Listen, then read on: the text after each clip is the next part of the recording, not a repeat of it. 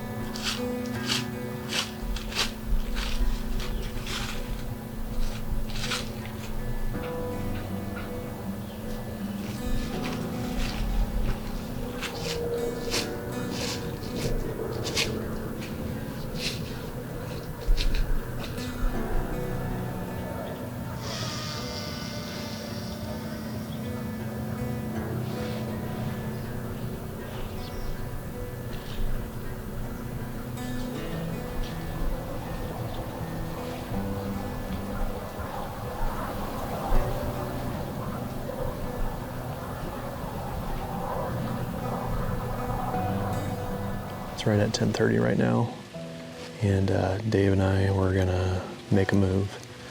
And by move, I mean we're gonna get some rations in town real quick.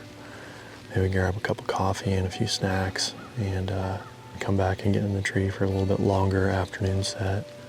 I think this is a better spot to target Raisin than up north. This is more in the area that he's been spending some time, so if we're going after that buck right now, we're more in his core area right now.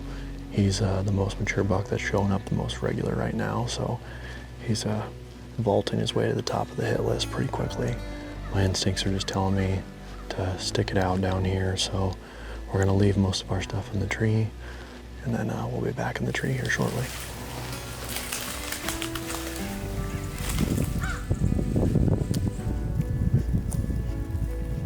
While Zach heads to town to snag a bite to eat, Owen Riegler is taking 0 days off from the whitetail lifestyle. Despite being tagged out in Iowa, he's just wrapping up pulling cards from a great spot he anticipates will deliver during the late season. Myself and Devin are both tagged out here in Iowa, so I'm just waiting for Devin to get done doing the floor, and then we are going to head to Kansas, so I'm excited about that. Now, I just went down and checked the one camera that was set up on that big buck sign. You remember that? And the same night I set that camera up was the short tine 10 was in there.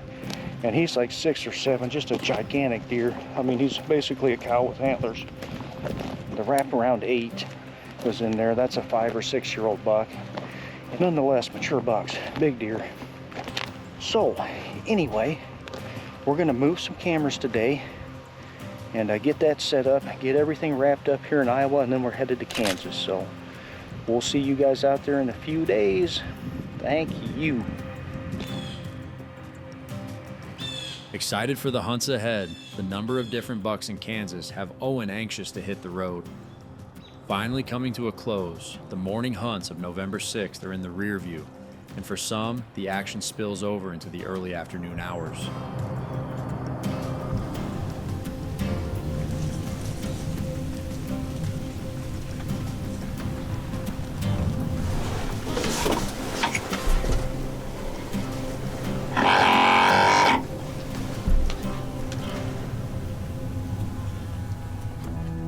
Back in southeast Iowa, Zach's hunt is just resuming.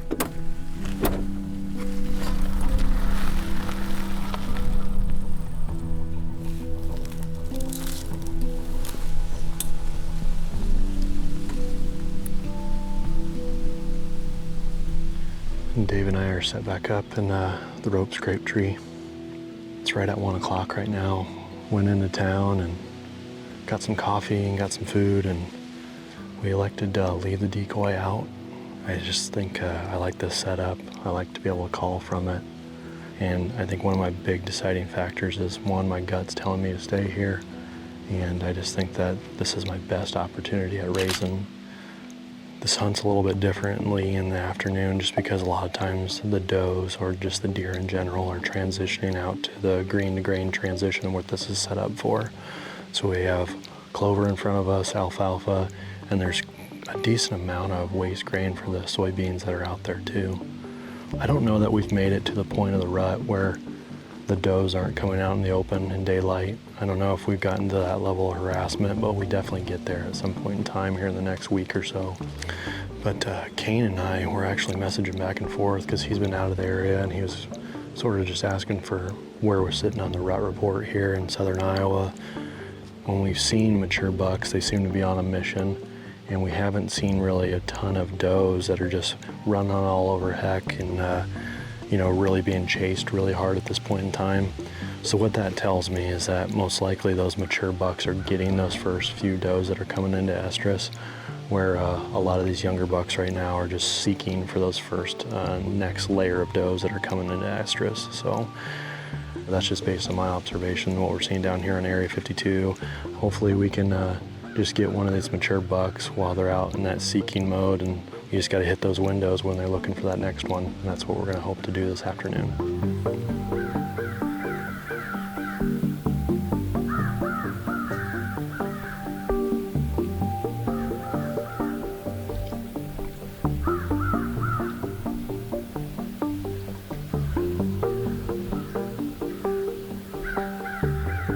With the afternoon in front of him, Zach keeps watch and hopes to see the non-typical out searching.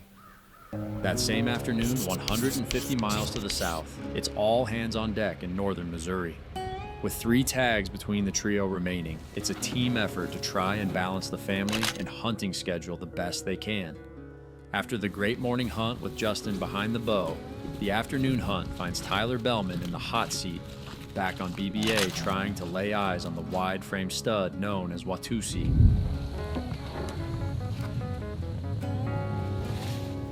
At the same time, 34 miles to the southwest, Mitch is also heading in, looking for redemption on the buck he missed 4 days prior.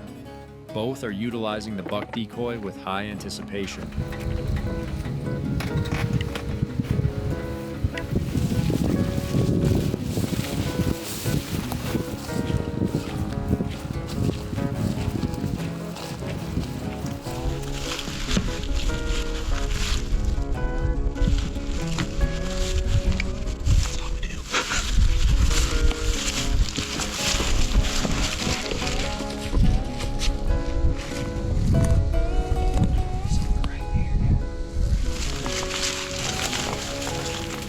Well, here we are, November 6th, and we're bringing out the secret weapon tonight. We got the decoy set out here tonight, and new cameraman, old Luke, one who shot the 6x5 we were really gunning for this year. I think he feels bad for us, so he's gonna come out here and he's gonna film for me tonight. It's his decoy that he shot the 6x5 over. So hopefully, the 10-pointer that I missed the other day, we call Patches because the double white patch. Hopefully he comes out in this field tonight, sees this decoy and comes marching down and gives me a chip shot here about 20 yards. He was on a hot doe, and I think he just came off of her last night on Tuesday, so he was right here on camera just below us last night at 9 o'clock, and we think he likes to bed right near quite a bit, so hopefully he's bedded up right here, got the perfect wind, and he comes out here cruising looking for a doe. Should be absolute money, and hopefully it works out tonight.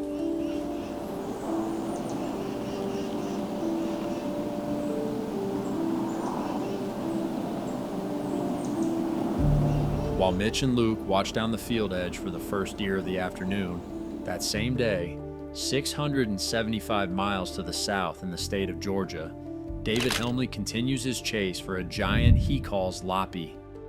Playing the same tune as Zach, Tyler, and Mitch, David has been utilizing the buck decoy to try to shrink the large field he's been bow hunting over the past few days.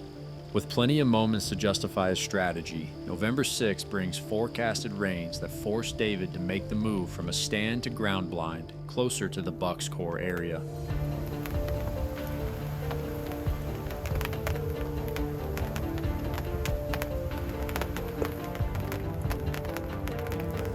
Well, it's November the 6th. I'm back on Farm 3 where I was on Monday when I had such a good hunt with the decoy. I'm probably 300 yards from where I was on Monday. I'm in a blind today because we've got rain coming. It's been sprinkling off and on while I was getting ready. I snuck in and got the decoy, and I look up, and there's a buck coming across the plot, looking at Bucky. I thought, great. I glassed him real quick. He wasn't a shooter, so I didn't worry about trying to get a bow or anything. The 10-pointer that I had so many pictures of in the summer that I named Loppy, his main core area is somewhere off of this part that I can hunt. But he just strays over here occasionally. And that's why I brought Bucky, because I would hate to see him at 200 yards and not be able to get him in. Hopefully I'll show you something good today.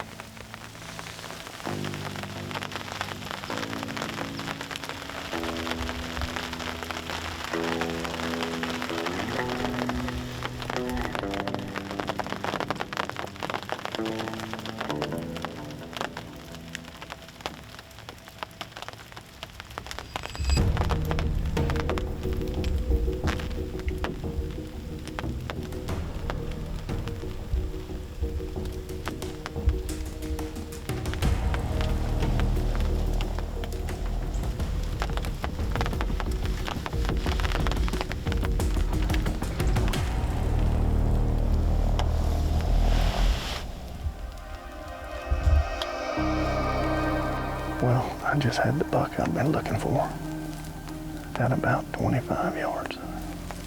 He caught me moving, trying to get my bow. I had it propped behind me up on the camera bag. It was really the only way I could sit it up in this blind where the arrow didn't catch on something. And it's funny because when I got in the blind and really realized there's no good way to put a bow in a soft blind, that I needed some of the Hoyt. I think they're called ghost sticks. Yeah, I need some. That's bow hunting and filming.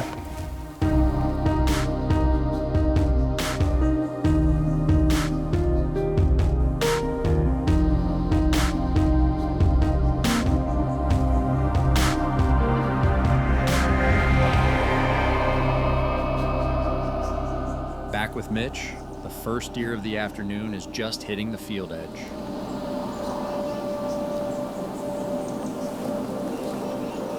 Looks like I'm gonna fall.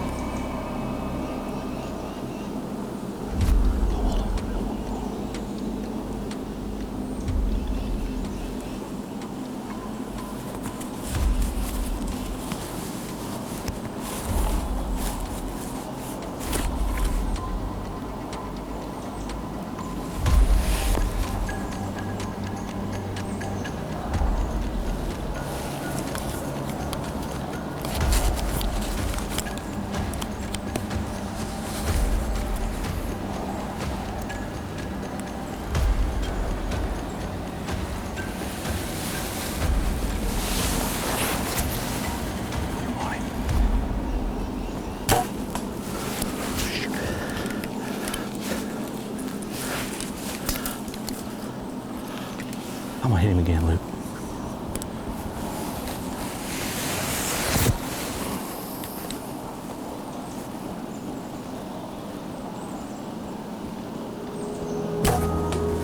That did it.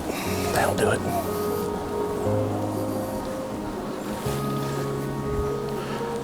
Dude, that's the biggest deer I've ever shot in my bow.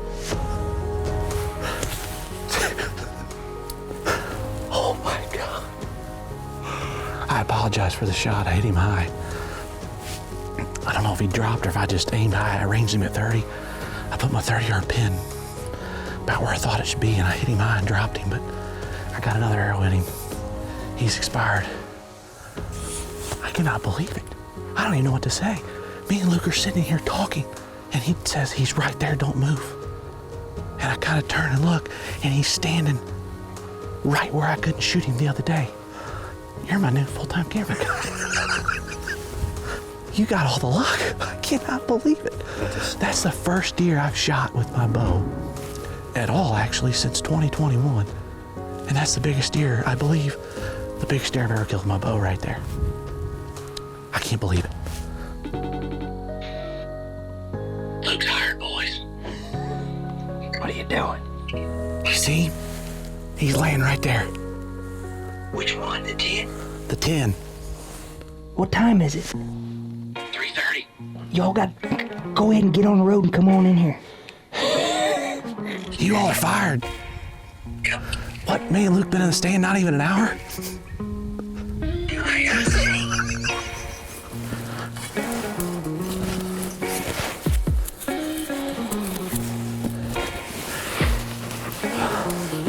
We ain't got far to go.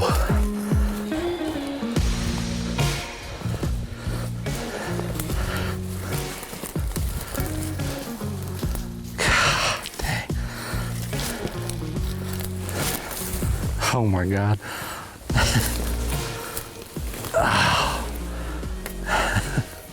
I don't know what to say.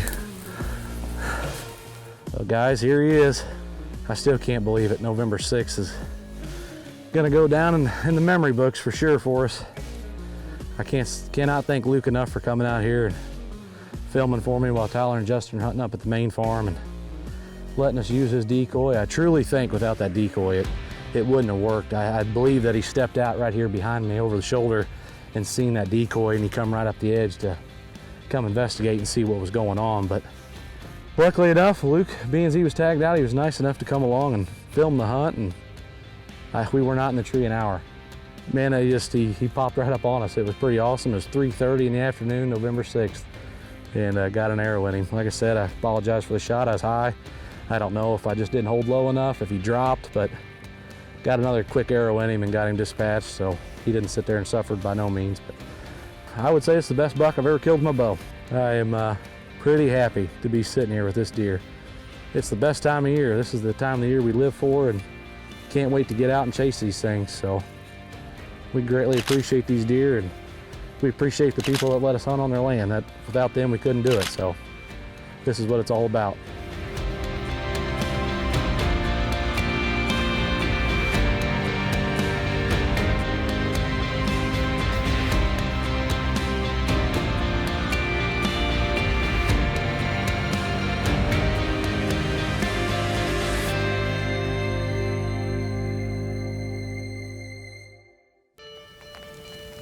Well, I just had the buck I've been looking for at about 25 yards. He caught me moving, trying to get my bow. That's bow hunting and filming. We're getting down to the nitty gritty now. We're gonna make a game plan tonight about what the next few days are gonna look like. Weather looks solid Thursday and Friday this week. Looking forward to stringing together some hunts this weekend. If we keep putting in the time, we're gonna have the encounters. Dude, that's the biggest deer I've ever shot with my bow. I still can't believe it. November 6th is gonna go down in the memory books for sure for us. I am pretty happy to be sitting here with this deer. It's the best time of year. This is the time of the year we live for, and can't wait to get out and chase these things. So each hunting season has its defining moment. That single day when everything comes together and the woods feel the most alive. Depending on who you ask, there may be a bit of variation as to exactly when that is. But for Midwest Whitetail, the 6th of November is shaping up to be that day. The perfect time to try new strategies. Mitch's recruitment of the buck decoy and great friend Luke tipped the odds in his favor and presented the redemption shot he hoped for. His biggest buck with the bow to date, it's the perfect motivation for Tyler and Justin to propel forward. And though Watusi never did step out, the nice young buck fuels excitement for the coming days on stand. Zach Rosmus's afternoon did deliver another close-range bow opportunity thanks to the buck decoy, but it was neither squash nor raisin that was the challenger. With the possibility that both target bucks are locked down, Zach is left weighing his next move, determined to make the most of the critical days ahead. So far, the action has been relentless, fast, intense, and unforgettable. It's the kind of day that proves why November will always be the crown jewel of bow hunting. And the best part? Day 6 is still far from over. What comes next is a stretch many call the very best of the season. A window when the ratio of hot does to cruising mature bucks still leans in the hunter's favor. The time to be in the woods is now, and with every decision, the shot of a lifetime could present itself. As we continue, chasing November.